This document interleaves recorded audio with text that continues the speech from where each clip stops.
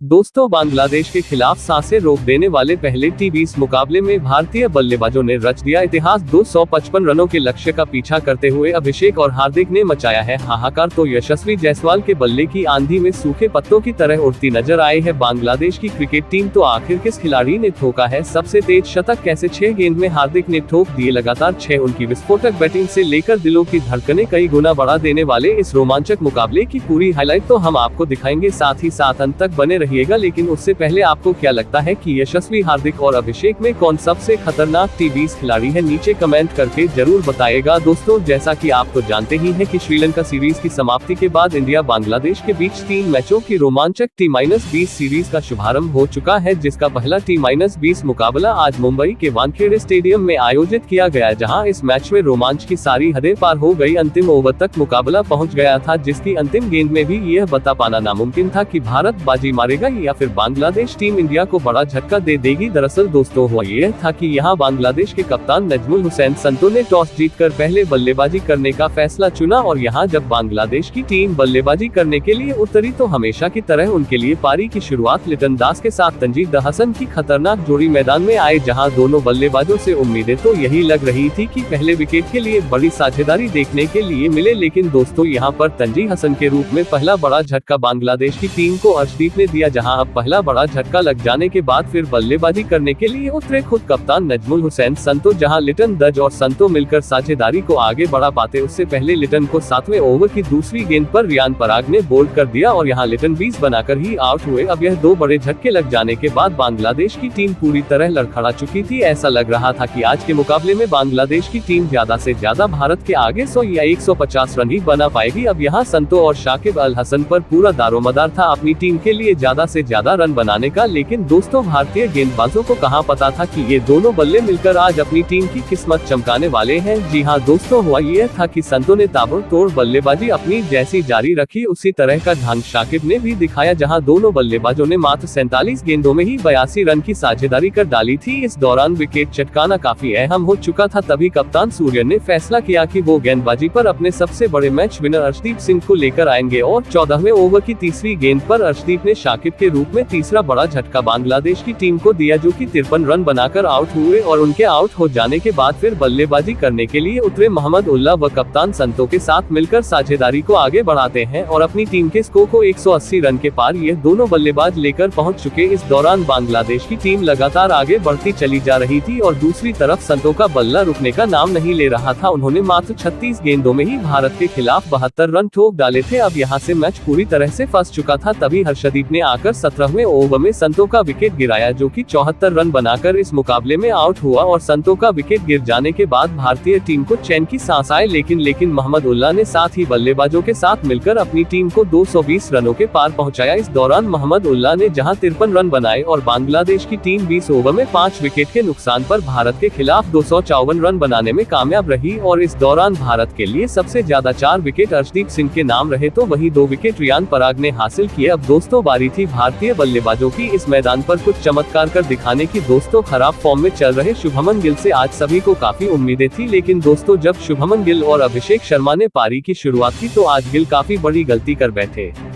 उनके पास मौका था आज बड़ी पारी खेलकर फॉर्म में वापसी करने का। उन्होंने खतरनाक चौका लगाकर शुरुआत भी शानदार की थी, लेकिन वो गेंदबाज के बिछाए जाल में फंस गए और बड़ा लगाने के चक्कर में फील्डर को अपना आसान सा कैच दे बैठे। इस मैच में केवल 4 गेंद पर 11 रन बनाकर आउट हुए। अब दोस्तों, गिल का विकेट गिर जाने के बाद भारतीय टीम काफी ज्यादा दबाव में आ चुकी थी। अब गिल जब आउट हुए तो बल्लेबाजी करने के लिए उतरे खुद यशस्वी जायसवाल, जहाँ यशस्वी और अभिषेक शर्मा पर हर किसी की निगाहें थी कि ये दोनों बल्लेबाज दूसरे विकेट के लिए कितने रन जोड़ पाते हैं। इस दौरान सब कुछ सही चल रहा था। शाकिब अल हसन के ओवर में यशस्वी जायसवाल ने एक के बाद एक लगातार 3 गेंद पर 3 खतरनाक लगाकर टीम इंडिया को तूफानी रफ्तार से आगे बढ़ाना शुरू कर दिया। दूसरी तरफ अभिषेक शर्मा का बल्ला बोल रहा था। 6 ओवर में टीम इंडिया ने 68 रन बनाए, तो देखते ही देखते 8 ओवर में भारतीय पारी 90 रनों के पार खड़ी थी। देखते ही देखते इन दोनों खिलाड़ियों के बीच 100 रन से अधिक की मजबूत पार्टनरशिप हो चुकी थी। दोनों तरफ से खिलाड़ी केवल चौके और से ही बात कर रहे थे। इसी बीच यशस्वी ने अपना तूफानी अर्धशतक केवल 30 गेंदों में ठोक दिया, जो टीम इंडिया की जीत के लिए बेहद महत्वपूर्ण माना जा रहा था। इन दोनों ने भारत को मैच में मजबूत स्थिति में लाकर खड़ा कर दिया था, लेकिन दोस्तों अभिषेक शर्मा भी अपनी साझेदारी को ज्यादा देर तक आगे नहीं बढ़ा पाए और 49 रन बनाकर वो आउट हुए। अब पूरी जिम्मेदारी भारत के दो सबसे खतरनाक बल्लेबाज हार्दिक पांड्या और यशस्वी जायसवाल के मजबूत कंधों पर आ चुकी थी मैच जिताने की, क्योंकि इनके अलावा कोई और बल्लेबाज भारतीय टीम को जिताने का दम रखता ही नहीं था। अब दोस्तों यहाँ कुंफू पांड्या ने भी आते ही अपने विस्फोटक अंदाज में एक तरफ से बांग्लादेशी गेंदबाजों की बेरहमी से कुटाई करनी शुरू कर दी। गेंदबाजी करने आए तस्कीन अहमद की धज्जियां उड़ाते हुए हार्दिक ने उनके ओवर में एक नहीं दो नहीं बल्कि 4 खौफनाक जड़कर स्टेडियम में हाहाकार मचा दिया। दोनों मिलकर साझेदारी को आगे बढ़ाते हुए अंतिम ओवर तक ले जाते हैं, जहां सबसे खास बात तो ये थी कि यशस्वी जायसवाल आज कमाल की लम्हे नजर आ रहे थे। उन्हें रोक पाना आज किसी भी गेंदबाज के बस की बात नहीं हो पा रही थी। यहाँ तक कि हार्दिक भी दूसरी तरफ खड़े खड़े केवल उनकी बैटिंग का आनंद उठा रहे थे। उन्होंने सबसे पहले तो मात्र 30 गेंदों में अपना अर्धशतक पूरा किया और अर्धशतक जड़ने के बाद वह अपने शतक की ओर आगे बढ़ चले। इस दौरान अंतिम ओवर तक जब मैच पहुंचा तो भारत को मुकाबला जिताने